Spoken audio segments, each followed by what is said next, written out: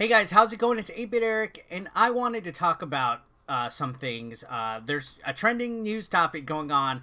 See a lot of people talking about it. Wood from Beatemups has been removed from the ambassador program, and for whatever reason, a lot of people were hopping on this trending topic train. You see a lot of people making videos about it now, including myself. But a lot of them don't really have information down right. A lot of them are just speaking mostly opinionated and giving their take on a program that they weren't even a part of. A lot of these people were never part of the Nintendo Ambassador program, so they're speaking through their opinions on what they think it exactly meant to be a part of it. And I felt like I needed to speak up from it because at one point I was in the Nintendo Ambassador program. So back in the Wii U era, I applied to be a Nintendo ambassador, and I was actually given it. And once in a while, I was given a couple of review codes and some products sent to me and stuff like that. And it was pretty cool. And just to explain quickly what the ambassador program is, it's not the same as a Nintendo content creator program and the ambassador. There's two programs that Nintendo has. There's one where you kind of register your videos to them so that they can do like a rev share or something. They kind of tried to announce that a few years ago. Nobody's actually really talked about it in a while, but if you remember, they had a program where if you make a video with a Nintendo related game or some kind of gameplay or content, they were asking people to register it on their site so they don't get striked or flagged, and they would do like a revenue share. Nope. Big nope on that. I do not have that. I've never been a part of that. I've never signed up to do any kind of revenue split with Nintendo. And to my knowledge, people like Wood and RGT and stuff like that, we haven't done that either. We never signed to register any of our videos with Nintendo for any kind of rev share agreement or anything like that. The Nintendo Ambassador program is a completely different beast. Basically what it is, it's a program where if you are a Nintendo fan or a fanboy and you really care about the product, you want to review the content, you want to get early access to video games, you want product reviews, invites to events and stuff, and you pass certain criteria, Nintendo will put you on a list. It's almost like a press list of priority channels to get this content. Now, it's not any kind of secret Illuminati conspiracy type of thing. You'll be surprised how big or how small ambassadors can be. I was in 2012, 2013, a Nintendo ambassador, and my channel wasn't even 10,000 subscribers at the time. And I've seen real small channels like 5,000 subscribers and lower actually be allowed into this ambassador program. So it's not some kind of weird program that Nintendo puts only like million viewed channels on. It's ranging from people that have millions of subs to thousands of subs. So let's get that right out of the door. So when I first applied for it, the reason why I wanted that is because I wanted access to review copies. I wanted to take control of some of the benefits that they provided to their content creators, and I was quickly met with review copies of certain games. I got Xenoblade Chronicles X sent to me for the Wii U, and then I started to get a plethora of 3DS games sent my way, like Luigi's Mansion 3. I got Metroid Prime Federation Force, Yokai Watch, Pokemon Super Mystery Dungeon. I had Link Triforce Heroes sent to me, and probably like a good solid 10 3DS games were sent my way at one point. And then once in a while I'd get a Wii U code for like NES Remix or something like that, and it was cool. Now, there wasn't a spoken rule of how your reviews were supposed to go. Nintendo never told me, hey, you shouldn't degrade our games, you shouldn't critique them bad, you don't say anything bad about us or anything. So there was no written rule on what your content was supposed to say. The main thing that your rules were supposed to be was at the beginning of your game review, say product provided by Nintendo. That was like their main rule, was to specify whether the product has been provided by them. And you know, it was pretty cool and neat. It was a little slow at times, but then when the Nintendo Switch first came out, again, I was still on board. Not too many people actually were covering the Switch when it first came out. It was like a handful of us, me, Wood, RGT, and a few other people, and then all of a sudden the Nintendo Switch content floodgates opened up because people saw how hot it was. But I was an ambassador back when people were just crapping on Nintendo and the Wii U and the 3DS and all that, and it wasn't as popular as it is today. So I've been an ambassador for quite some time. I was working with them through Gollin, who is their PR company. So it was like Kelly and a couple other people from Gollin that were always in contact with me. And for the most part, they were really friendly, very helpful. Kelly was amazing. And, you know, they always answered any questions I had. If I had requests, I would, at the beginning of the month, I would request for certain, you know, access to certain game review copies and stuff. And they would let me know if it was going to be possible or not. And it translated over to the Nintendo Switch era. So I was getting copies of stuff like Mario Odyssey, Mario Kart 8. I got Mario Kart 8 like almost 2 or 3 weeks ahead of time of release date. Pokken Tournament, I got ARMS 2 weeks early.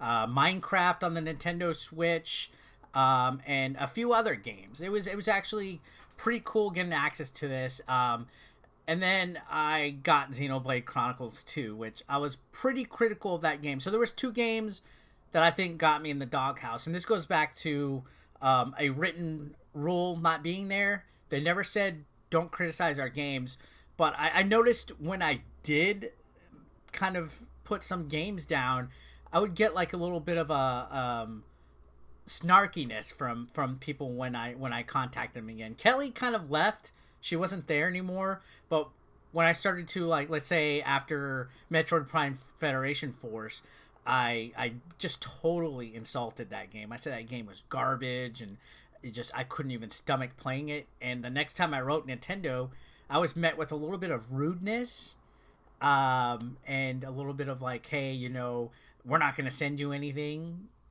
type of attitude. But then when the Switch came out, it was started over. It was like a clean, brand new slate. It was fine until I reviewed Xenoblade Chronicles 2. And I tore it apart. And I think that kind of upset them to the point where I stopped getting stuff. I've not gotten a new game from Nintendo themselves as part of the Ambassador program since Xenoblade Chronicles 2. And the reason why I'm bringing up all of this is because the Wood situation, he was notified via email by Nintendo that they were no longer going to keep him on board. And I left a comment and I told him, well, at least you got a response from them. At least they contacted you and let you know that you weren't a part of it anymore. And that I was once part of it. But since I'm a small fry, I haven't even heard from them. I don't even know if I'm in the ambassador program anymore. I'm assuming I'm not, since it's been a couple of years since Nintendo has sent me anything. They're like the one company that I am associated with that has not sent me a product or a game code in ages. I get stuff from PDP, I get stuff from Power A, I get stuff from Numbskull, I get stuff from Retro Game Treasure, and plenty of indie companies contact me to this day. I'm constantly emailed video game codes. I also sign up for Keymailer, Terminals, Hooft, a few other websites, Indie Boost, that, you know, game codes aren't the problem. And so with this Nintendo Ambassador thing, I saw people speculating on exactly what it could be, what exactly Wood probably did. Honestly, I think it's just Nintendo's PR company is like the wind. You do or say something, and they swipe you. You badmouth a game, they kind of take it personally. I have no idea why, but I have not received a actual product from Nintendo since Xenoblade Chronicles 2, and never got an email. I've contacted them since then, asking for review copies of games and stuff like that. No answer. I've contacted, you know, Gollin itself. I've contacted different members of Gollin that I've been in touch with in the past. Absolutely zero answer, and I think it's because I blacklisted myself with reviewing Xenoblade Chronicles as a game that I was completely half interested in. So the rumor is with Wood that maybe the Nintendo modding, like modding the actual Switch and stuff, is what got him in the hot seat, and that's probably a possibility. But a lot of other people are putting other things on top of it. They're trying to say he's a scammer or he's some kind of like manipulator and stuff, and that's why Nintendo wanted no part of him. No, that's not the case.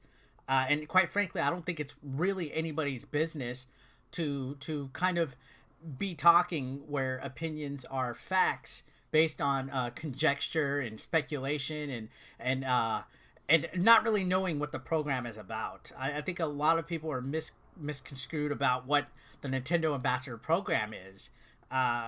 It really doesn't force you to make Nintendo only content. That's one thing that is out of the window. And just to let you know, just because you're not in the Ambassador program, it doesn't mean you can't make Nintendo content. And to this day, I still cover the Nintendo Switch, and it's not because Nintendo is paying me, because they never paid me to make content. They just provided early copies of games that I was going to review and products, and I got like an event invite to E3 once, but I had to pay my dime to get there if I wanted to go, and a couple other things. It's actually more beneficial to be part of the Ambassador program if you live in Los Angeles or New York, because Nintendo can actually invite you out to events that are in those cities. They don't do anything in Texas, so it didn't really benefit me to be a part of that. It also, often the games that I was going to get from them, I eventually bought on launch day anyway. Like Mario Odyssey, even though I got a review code, I bought it physically anyway. Same with Pokken Tournament, same with Minecraft, same with Mario Kart 8 Deluxe and Xenoblade Chronicles X. Every single game that I've been provided by them, I ended up buying for myself anyway, so it wasn't like I was biased on my reviews because I was getting a free copy, because I was going to spend money on it anyway to support the developers and to support Nintendo, because I'm passionate about Nintendo. So I think there's a lot of gray wall when it comes to why people get released from the Ambassador program, and nobody could really figure it out because there's not a set of written rules here. That's why you can never get a direct answer as to what it is. As far as I know, Patreons, eBay and donations is not against that. There's no reason why that would be against that. There's millions of actual physical companies that take donations. There's millions of companies that actually take Patreons and stuff like that. As a matter of fact, I saw Sega was actually taking donations on a Facebook stream the other day, like Sega itself. So let's get that out of the window there. It's not because people are manipulators and cheat people out of money and all of that. It's because there's a certain guideline or protocol and criteria that Nintendo has not specified towards anybody. And it's interesting because you do sign paperwork. You do sign some kind of like, not exactly a contract, but an agreement. And it doesn't specify anything in there that you're not allowed to say the games suck. It doesn't say that you're not allowed to mod your Nintendo and any of that. So I think it's based on whatever the person that's at the office of Gollin or the Ambassador programs personality and feeling that day. Maybe they just don't like certain people after a certain time. Who knows what it is, but it's not some kind of hidden mystery that people like to talk about.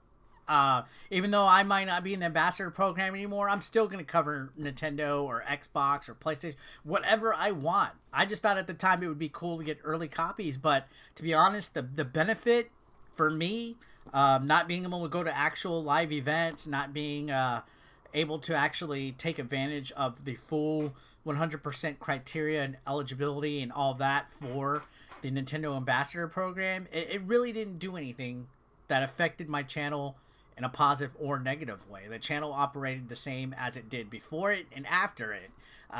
Being family friendly also wasn't a huge aspect of it. Obviously, you don't want stuff that's porn and sex related on your channel, but even then, I had like a video making fun of DSP masturbating. I had a Pokemon Go in the porn store video. I had twerking videos in my underwear on my channel, and it didn't affect my eligibility for the Nintendo brand ambassador. So let's get that out of the way. You don't need to be family friendly to be part of it. So basically, I think maybe the modding of the systems did it. Honestly, I don't think so though, because I showcased Wii U mods and 3DS mods in the past before on my channel, and Nintendo didn't care. So don't paint people as some kind of manipulator that did something and screwed up. I just think honestly it's because Nintendo is going to be Nintendo and they can do whatever they want. They're a billion-dollar company and they could allow you to be on something or drop you at any time for any reason without any notice. So yeah, and for example, that happened to me. Anyways, guys, I just wanted to kind of talk about it. I see a lot of people talking about it again. I saw a lot of channels talking about it, and it's funny to me when people have absolutely zero idea of anything because they never saw the agreement. They've never looked at an agreement themselves. They never signed one. They never saw criteria. They never saw rules. They never even talked to the PR company. So how exactly, besides your opinion, are you accurate at all, and why are you painting a picture of something? So who knows? Who cares? Channels aren't hurt because ambassador programs remove you. Wood's channel is probably still going to operate exactly the same as it is. It's going to be as successful, which is great. I knew Wood back before he even had 2,000 subscribers. I remember he did a shout out video for me when he was really small, and I gave him one back. I met him at Retropalooza 2 and didn't really know the guy. He was just that real young, handsome guy that was, you know, hanging out in the USA, wanted to become a citizen and wanted to make something out of himself. And he did it. He fucking grinded. He freaking hard pressed to it.